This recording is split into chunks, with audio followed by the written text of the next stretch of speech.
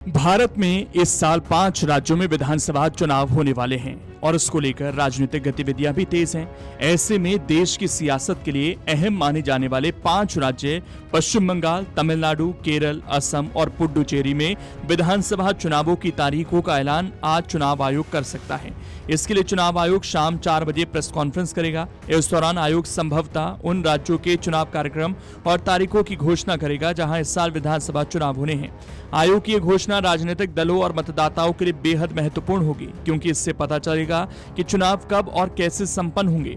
चुनाव आयोग की प्रेस कॉन्फ्रेंस में इन राज्यों में होने वाले चुनावों का पूरा कार्यक्रम बताया जाएगा। सूत्रों के अनुसार पश्चिम बंगाल में सबसे बड़ा चुनावी मुकाबला होगा, जहां मतदान 3 से 4 चरण में कराया जा सकता है। जब 4 को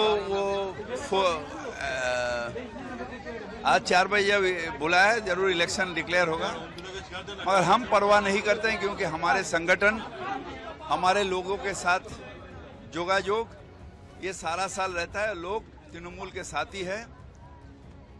20 अगर मिल गया तो बीजेपी को बहुत मिल जाएगा।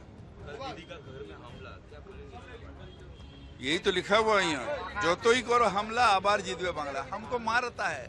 ममता बनर्जी कितने बार मार्च खा चुके हैं, बार बार उन्हें खून करने का कोशिश किया, मगर उसको रोक पाया।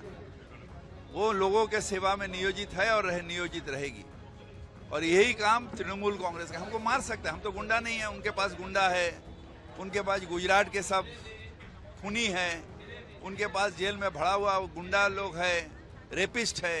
हम तो गुंडा नहीं है, तो हमको क्या करेगा? हमको मारेगा, मार खाएंगे, फिर लोगों के पास जाएंगे, ये खून वाला पंजाबी लेके फिर जाएंगे, और लोग हमें आशीर्वाद करते रहे हैं और करते रहेंगे।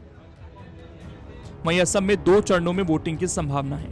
तमिलनाडु, केरल और पुडुचेरी में चुनाव एक ही चरण में संपन्न कराए जाने की तैयारी है। इस बार पूरे देश की निगाहें तमिलनाडु और बंगाल के विधानसभा चुनाव पर हैं। वहीं असम पर भी लोगों का ध्यान है। चुनाव की तारीखों के ऐलान से पहले ही राजनीतिक गतिविधियां तेज हो गई हैं। कांग्रेस ने असम में अपने 23 उम्मीदवारों का ऐलान भी कर दिया है। वहीं 15 सीटें सहयोगी पार्टियों के लिए छोड़ी हैं। कांग्रेस, मार्क्सवादी कम्युनिस्ट पार्टी और असम जातीय परिषद सहित विपक्षी दलों के गठबंधन का नेतृत्व कर रही है। इस शनिवार को भारतीय कम्युनिस्ट पार्टी, मार्क्सवादी, लेनिनवादी लिबरेशन ने भी अपना समर्थन दिया। रायजोर दल पूर्व के चुनावों में विपक्षी गठबंधन का हिस्सा थे, लेकिन आगामी चुनावों के लिए समझौता नहीं हो पाया।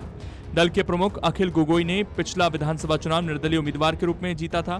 कांग्रेस ने गत 3 मार्च को 42 उम्मीदवारों की पहली सूची जारी की थी, जिसमें प्रदेश अध्यक्ष गौरव गोगोई का नाम भी शामिल था, जिन्हें जोरहाट से टिकट दिया गया है। पार्टी अब तक कुल 65 उम्मीदवारों के नाम घोषित कर चुकी है। पार्टी उम्मीदवारों की 2 सूची राज्य विधानसभा चुनाव का कार्यक्रम घोषित होने से पहले जारी की गई। प्रदेश में इस साल अप्रैल मई में विधानसभा चुनाव संभावित हैं। कांग्रेस की ओर से घोषित उम्मीदवारों की दूसरी सूची के अनुसार पूर्व सांसद खालिक को मंडिया विधानसभा क्षेत्र से उम्मीदवार बनाया गया है। शांतनु बोरा को न्यू गुवाहाटी, नुरुल इस्लाम को श्री जनग्राम, डेविड फूफन को तिनसुकिया और विपुल गोगोई को टिंगखोंग से टिकट दिया गया है। पूर्व प्रदेश अध्यक्ष रिपुन बोरा को बरचल्ला निर्वाचन क्षेत्र से उम्मीदवार बनाया गया है। कांग्रेस ने जो सीट सहयोगी दलों के लिए छोड़ी है, उनमें पलासबारी, गुवाहाटी सेंट्रल, मोरीगांव, गोरेश्वर और ब्रह्मपुर जैसे क्षेत्र शामिल हैं। कांग्रेस 2016 से असम की सत्ता से बाहर है, जबकि भाजपा के नेतृत्व वाली सरकार लगातार तीसरी बार सत्ता में आने की कोशिश करेगी। वर्तमान में 126 सदस्य विधानसभा में सत्तारूढ़ भाजपा के पास 64 विधायक हैं, जबकि उसकी सहयोगी असम गण परिषद के 9 विधायक, यूपीपीएल के 7 और बीपीएफ के 3 विधायक हैं। असम में विधानसभा की कुल 126 सीटें हैं। विपक्ष में कांग्रेस के 26 विधायक, एआईयूडीएफ के 15 और माकपा का 1 विधायक है।